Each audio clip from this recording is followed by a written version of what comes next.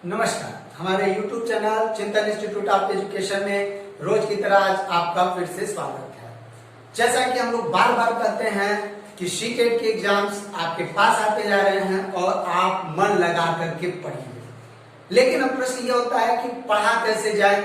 तो जैसे सबसे ज्यादा दिक्कत जिस पोर्शन में आती है बच्चों को वह है आपके बाकी पोर्शन को तो इसके पहले की वीडियो में मैं बता चुका हूं कि आप लगा लेते हैं।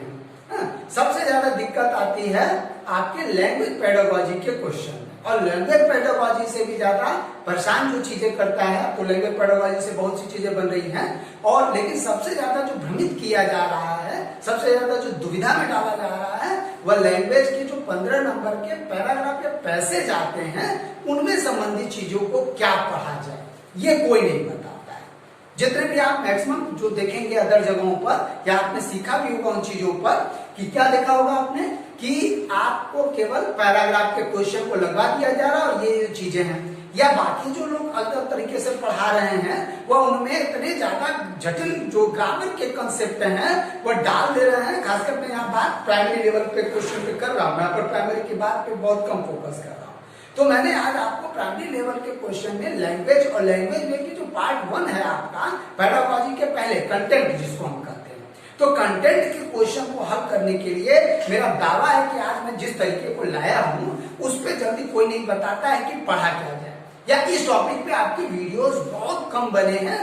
मेरी जानकारी में तो भाई नहीं है, अगर होगा तो मुझे आप बताइएगा कमेंट बॉक्स में। तो आज आपके सबसे ज्यादा जो दुविधा होती है, बच्चे बड़ी महंगी महंगी किताबें खरीद लेते हैं बहुत इधर उधर से। मैं बार बार शुरू से इस बात को, पूरा चिंतन इंस्टीट्यूट की टीम इस बात को करती है, हम लोग नेट और सीटेट की तैयारी, जो टीचिंग की तैयारी उसको करवाते हैं, और इस बात को हमेशा कहते हैं कि प्रैक्टिकली तरीके से पढ़िए और इतना आसानी से कंसेप्ट को समझिए।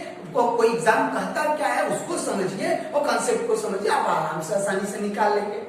तो आज हम लोग जिस महत्वपूर्ण पॉइंट पे चर्चा करने के लिए आए हैं, आज मैं उसको बड़ी यूनिक तरीके से बताऊंगा। और उस यूनिक तरीके को मैं क्यों कर रहा हूं, क्योंकि आज आपकी सारी दुविधाओं को ये खत्म कर देंगे कि आपको पैराग्राफ के क्वेश्चन को पढ़ना कैसे है। और मेरा ये दावा है कि लगभग अभी कई साल के पेपर के एनालिसिस बाद, मैक्सिमम एक्सपीरियंस के बाद, चाहे वो लैंग्वेज 1 में आप चूज करिए, चाहे वो लैंग्वेज 2 में आप चूज करिए, वो लगभग कॉमन चीजें पूछता है। बस करना क्या है कि आपको इन्हीं चीजों पे पढ़ना है, मन लगा के एकदम। तो आइए मेरे साथ, और मैं दावे के साथ कहता हूं कि लगभग 90% वो क्या है कि इन्हीं 3 बिंदुओं के इर्द गिर्द आपका लैंग्वेज क्या कहते हैं 1 चाहे 2 का पार्ट मैक्सिमम घूमता है, खासकर हिंदी सब्जेक्ट में। और साथ ही साथ मैंने जैसे कहा था कि मैं आने वाले वीडियो में आपको बहुत नई नई चीजें जानकारी दूंगा कि जिसमें लोग संस्कृत और हिंदी को कंबाइन करके कई लेक्चर बनाऊंगा कि उसको भी पढ़ेंगे तो आसानी से पास कर लेंगे। तो चलिए शुरुआत करते हैं। पहले थोड़ा सा सीटेट के बेसिक के ऊपर बात हो जाए। सीटेट बार बार हम लोग इस बात को कहते हैं कि बहुत ज्यादा वह आपसे ग्रामर की उम्मीद, खासकर प्राइमरी लेवल के प्रश्नों की जो आप रखते हैं वो उम्मीद नहीं करता है। तो जो लोग आपको बहुत ज्यादा हाई फाई ग्रामर पढ़ा रहे हैं तो वह आपकी मर्जी है कि आपको क्या पढ़ेंगे। हम लोग उसको बहुत ज्यादा प्रीफर नहीं करते, हम आसानी से बताते हैं। हमारे यहाँ बच्चे बहुत कम समय में ऑफलाइन क्लासेस के माध्यम से भी बहुत कम समय में बहुत अच्छे नंबर को गेन करते हैं और आसानी से तो निकाल ही देते हैं। तो आइए तो देखते हैं सीटेट जिन मेन बिंदुओं पर टॉपिक करता है आपके कंटेंट वाले क्वेश्चन जो 15 नंबर के आते हैं। मैं पेडागोजी की बात नहीं कर रहा हूं, मैं क्लियर कर रहा हूं। तो उसमें आपके यही 3 बिंदु हैं, शब्द, अर्थ और वाक्य।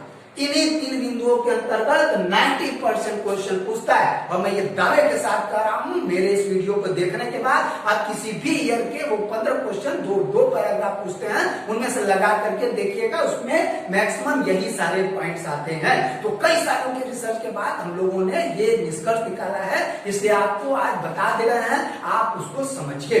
तो आपको क्या करना है कि ये उसमें लगभग 10% कुछ ने छोड़ दिया, भाई अदर भी आता है, मैं ये नहीं कर सकता 100% को चीज है। साथ ही साथ 10% में वह भी प्रश्न जैसे 4-5 क्वेश्चन जो आपके आते हैं, तो 4-5 क्वेश्चन वो लगभग पैराग्राफ से ही रिलेटेड रहते हैं। जैसे पैराग्राफ में क्या पूछा है ना, ये जो सारी चीजें, तो उसको मैंने अलग कर दिया, बाकी लगभग 85 to 90% जो है मैंने केवल उन पॉइंटों को लिया। तो आपसे वो क्या जानना चाहता है, ये हम लोगों का मतलब आपका सीक्रेट है, आज मैं आपके सामने उसको बता रहा हूँ। तो शब्द, अर्थ और वाक्य आसानी से बचपन से आप पढ़ते आए हैं। तो प्राइमरी के जो बच्चे हैं, और मैं इन्हीं पॉइंट्स को जोड़ूंगा चोमेस्की और वाइगॉट्स्की और जीन पियाजे के साथ। मैं अभी चोमेस्की और उस पर मैं बता चुका हूं। अब जब भाषा वाले खंड में आएंगे पेडागोजी पे, तो मैं बताऊंगा वहां पर कि जीन पियाजे, नॉम चोमेस्की और लेव वाइगॉट्स्की को इस संदर्भ में किस तरीके से आपको भविष्य में जोड़ना है। मैं एक अलग से वीडियो बनाऊंगा। तो चलिए, शब्द, अर्थ और वाक्य, यही तीन चीज आपको क्या करना है, पढ़ना है। और उसमें भी क्या पढ़ना है, अगर ये बता दिया तो आप 5-7 दिन आपके लिए पढ़ा, लैंग्वेज के लिए बहुत है, आप बचपन से पढ़ते आ रहे हैं, घबराने की जरूरत नहीं है। तो चलिए, इसके बाद इन पॉइंट्स को मैं अलग अलग तरीके से बताऊंगा इसके अलग वीडियो में। आज मैं केवल आपको बता रहा हूं कि आपको पढ़ना क्या है, और कल मैं बताऊंगा कि शब्दों में भी विशेष प्रकार के शब्दों को कैसे पढ़ना है। मैं बार बार कहता हूं इस चीज को, यही 3 पॉइंट में आपका विशेष रूप से शब्दों की एक शब्दों की बनावट, शब्दों की संरचना, शब्दों की उत्पत्ति, इस प्रकार के सब उस लैंग्वेज में है। उस लैंग्वेज का कहना मतलब चाहे हिंदी हो, चाहे संस्कृत हो, चाहे अंग्रेजी हो, या 3 लैंग्वेजेस के अंतर्गत लगभग वही चीजें पूछी जाती हैं, खाली उनकी वोकाबुलरी के अनुसार। इसीलिए मैंने इस चीज को 3 पार्ट में बांटा है। एक शब्द, ये तो मैक्सिमम शब्द ही है, लेकिन शब्द और शब्द में जैसे हिंदी में हम अर्थ कैसे निकालते हैं, हम उसको बात करते हैं, मतलब इसको भी आपको पढ़ना होगा। और तीसरा, आप वाक्य में क्या क्या पढ़ना है हिंदी के अंतर्गत, एकदम इजी है। आप अगर नियमित अगर 5-7 दिन अगर आप मेहनत कर दे तो बहुत आसानी से आपका क्या होगा, एकदम अच्छे नंबर को गेन करेंगे। और हमारे यहाँ ये लिखा रहा, लोग बताए हैं बच्चों को, बच्चों ने निकाला है उसको। चलिए आइए देखते हैं। तो मैंने आपसे बार बार कहा, चाहे यहाँ शब्द या वोकाबुलरी, ध्यान रखिए, बार बार कहते हैं कि शब्द भंडार ही लैंग्वेज 1 चाहे लैंग्वेज 2, उसमें भी आपका हिंदी, संस्कृत, अंग्रेजी मैक्सिमम शब्द ही पढ़ना है। शब्दों को नए नए तरीके से व्यक्त कर रहा है, वो आपसे जानना चाहता है। तो मैंने आपको बताया था कि LSRW, तो इन्हीं के अंतर्गत आपको लिसनिंग, स्पीकिंग, रीडिंग, राइटिंग आती है नहीं, उनमें ये शब्द और अर्थ और वाक्य बहुत बड़ी भूमिका निभाते हैं। और इसी बात को आगे चलते जब मैं बताऊंगा, जैसे कहा है कि जीन पियाजे, वाइगॉट्स्की, नॉम चोमेस्की कैसे इस चीज को जोड़ता है हमारा सिलेबस टॉपिक को, तो आगे बताएंगे। चलिए, तो अब हमने बताया वोकाबुलरी, वही आपको पढ़ना है। क्लियर? तो उसमें भी शब्द भंडार में आपको पढ़ना क्या है, मैंने 2 जगह मार्क किया है, ध्यान रखिएगा। उसको मैं बताऊंगा आपको लास्ट में कि मैंने इसको और इसको मार्क क्यों किया। बहुत इंपॉर्टेंट पॉइंट है ये। इसको अगर आप उस पॉइंट को समझ लेंगे, मैंने क्यों इसको मार्क किया है, मैं लास्ट में बताऊंगा, तो जान लीजिए कि आपका बहुत बड़ा फायदा होने वाला है। लगभग क्यों फायदा होगा, लगभग 10 से 12 क्वेश्चंस का फायदा होगा। कैसे, चलिए मैं बताता हूँ। तो शब्द भंडार में आपको तत्सम, बहुत महत्वपूर्ण शब्द है, तत्सम शब्दों के ऊपर ज्यादा से ज्यादा मेहनत करें। नंबर 1, जो भी आपके तत्सम शब्द आते हैं, मैं इस पे अलग से कल के वीडियो में मैं बताऊंगा तत्सम क्या है, तद्भव क्या है। इसमें मैं आज मैं केवल बता रहा हूं कि पढ़ना क्या है। अगले 4 दिन तक मैं आपकी पूरी लैंग्वेज की वो जो सारी चीजें हैं, लैंग्वेज के कंटेंट वाले पार्ट को एकदम मैं क्लियर कर दूंगा, एकदम 4 दिन के अंदर। चलिए, तो अब आते हैं हम लोग क्या कि शब्द भंडार में पहला सबसे इंपॉर्टेंट, तत्सम शब्दों को ज्यादा से ज्यादा आप मेहनत कीजिए। आपको जो बुक अच्छी लगे, जितनी ज्यादा से ज्यादा पढ़ सकते हैं, भविष्य के सारे एग्जाम्स के लिए, यूपी टेट के लिए भी, वगैरह के लिए तत्सम शब्दों को नंबर 1 पे क्यों रखा है, इसलिए कि बहुत महत्वपूर्ण है। क्लियर? आगे तद्भव शब्द, तत्सम और फिर तद्भव शब्द। क्लियर है?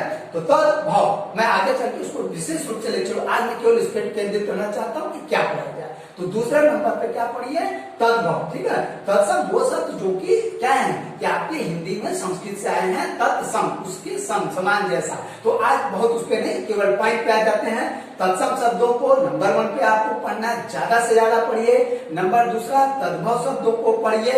उसके बाद देशज शब्दों के ऊपर भी प्रश्न आता। मैंने कहा, मैं दावे के साथ कह रहा हूँ, आप कई ईयर के पेपर को उठा के देख लीजिए। मैं आपके लगभग 7-8 पेपर के साल एक्सपीरियंस के आधार पे, एनालिसिस के आधार पर और अपने एक्सपीरियंस के आधार पे ये पूरा चीज मैंने बताया है और बनाया है। और इस टॉपिक पे वीडियो आपको बहुत कम मिलेंगे जो बताएंगे कि वास्तव में पढ़िए क्या। तो पदों के बाद देशज शब्दों के ऊपर मेहनत करिए।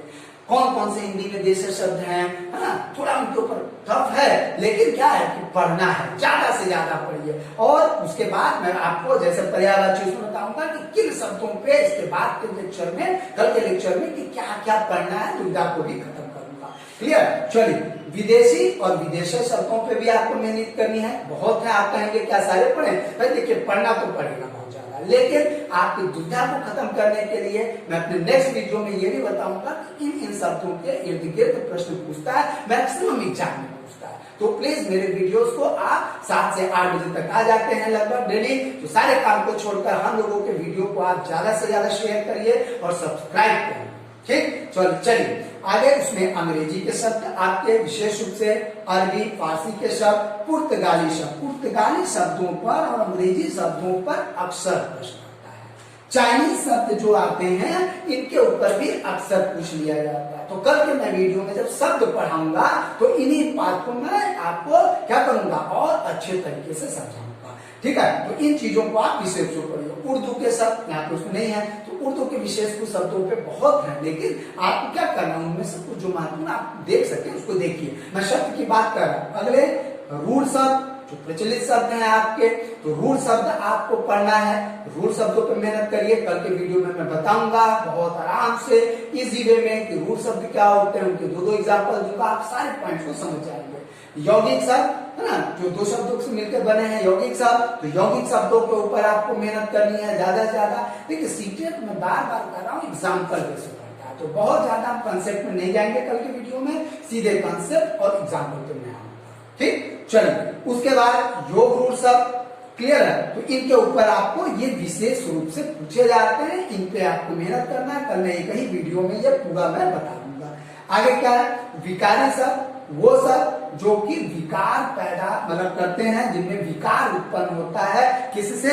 लिंग, वचन और कारक के कारण विशेष और भी कारण है आपके, लेकिन लिंग, वचन और कारक के कारण जिनमें क्या होता है, विकार उत्पन्न होता है, वो शब्द क्या कहलाते हैं?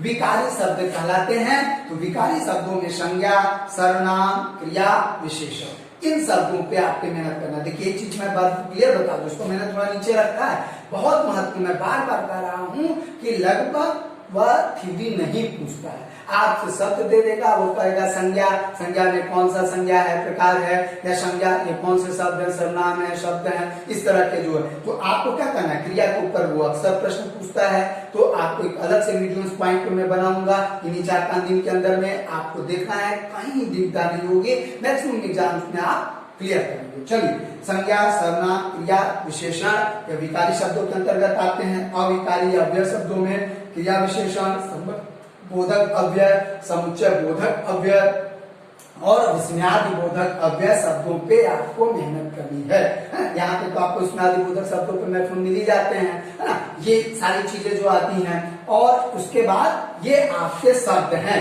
और हाँ, एक चीज मैंने छोड़ दिया है कि इसके अतिरिक्त आप एक और शब्द पढ़ सकते हैं, अगर यहाँ जगह नहीं है, यहाँ मैं बता दूं, लगभग इधर एग्जाम देखा गया है, तो लगभग आप अलग से 9 यहाँ पे हो गया है, तो मान लीजिए कि कोई भी संख्या डालिए, निपात पूछा जा रहा है।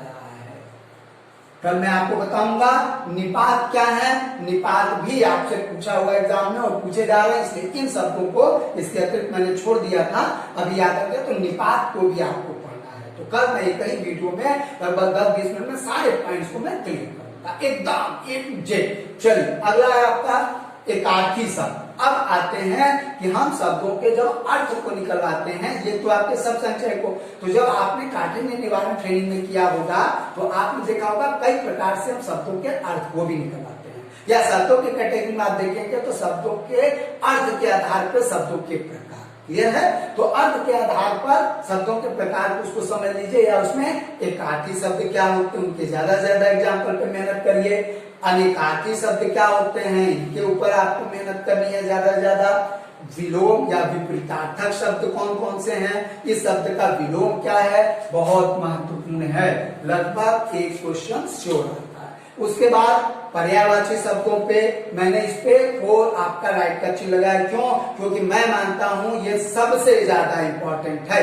क्यों? अभी मैं बताता हूं आपको, आगे बने रहिए मेरे साथ। उसके बाद लोकोक्ति एवं मुहावरे आपको मेहनत करनी है ज्यादा से ज्यादा।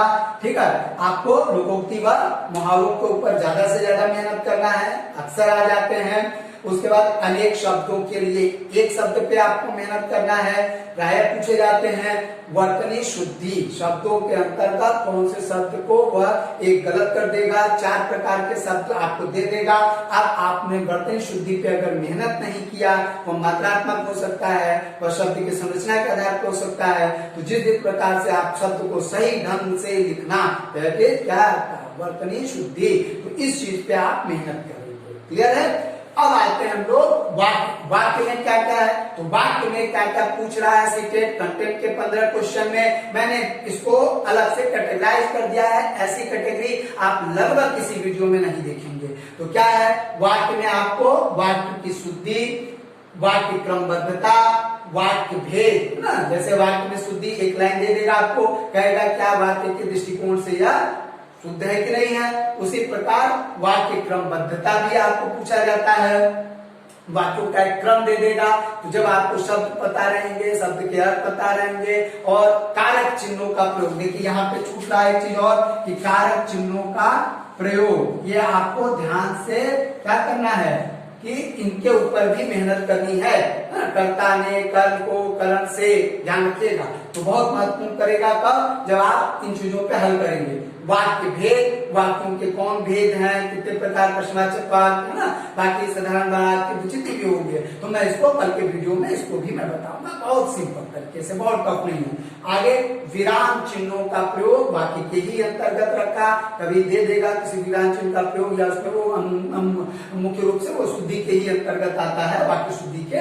लेकिन चलिए आप उसको अलग से उसको पढ़िए। फिर सरल वाक्य प्रश्न पूछे जा रहे हैं। संयुक्त वाक्य पे अक्सर पूछा गया है, 2-3 बार क्वेश्चन आ चुका है कि संयुक्त वाक्य को कैसे पहचानेंगे, मैं उसको बताऊंगा। और मिश्र वाक्य को आपको क्या करना है या पढ़ना है। क्लियर है? तो इसके अतिरिक्त क्या है कि आपका इन चीजों पे आपको विशेष आपको ध्यान रखना है। क्या चीजें छूट रही हैं, वाच्य में कह सकते हैं कर्तवाच्य, कर्मवाच्य और भाववाच्य, इसको भी यहाँ पे ऐड कर लीजिए। तो क्या है, ये जो चीजें हैं यह लगभग मिला करके कंटेंट में बच्चे सबसे ज्यादा कंफ्यूज रहते हैं।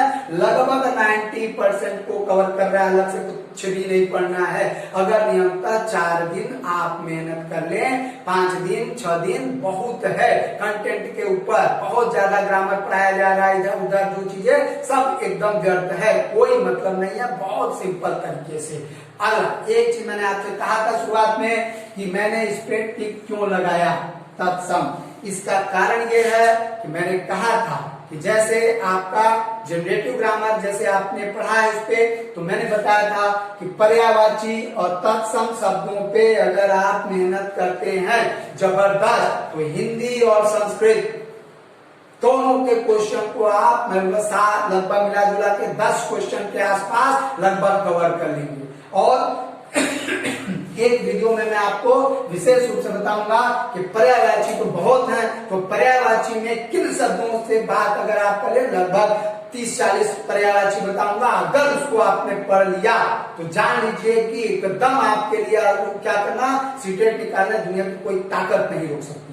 तो आपको आज मैंने इस वीडियो में केवल यही बताया कि आपको जो कोई नहीं बताता है कि नियमतः पढ़ना क्या है, तो सिंपली तरीके से कल मेरे वीडियोस को देखिएगा मैक्सिमम, और एक दिन में वाक्य पेज पे आऊंगा। तो एकदम इजी तरीके से क्या है कि आपको समझना है बहुत आसान तरीके से। अगर ये यूनिक चीज हम लोगों की आपको अच्छी लगी, आपकी दुविधा को खत्म करने में हम सक्सेस रहे, आपकी परेशानियों को समाप्त करने के में हम थोड़ा सा भी सफल रहे, तो आपसे बस इतनी उम्मीद करते हैं कि हमारे वीडियोस को ज्यादा से ज्यादा सब्सक्राइब, आप चैनल को सब्सक्राइब करिए और शेयर ज्यादा से ज्यादा करिए। जितने ज्यादा लोगों को आप बताएंगे, उनकी सारी की सारी दुविधाएं अपने आप खत्म हो जाएंगी। तो कल मैं आऊंगा शब्दों के ऊपर आपको मेहनत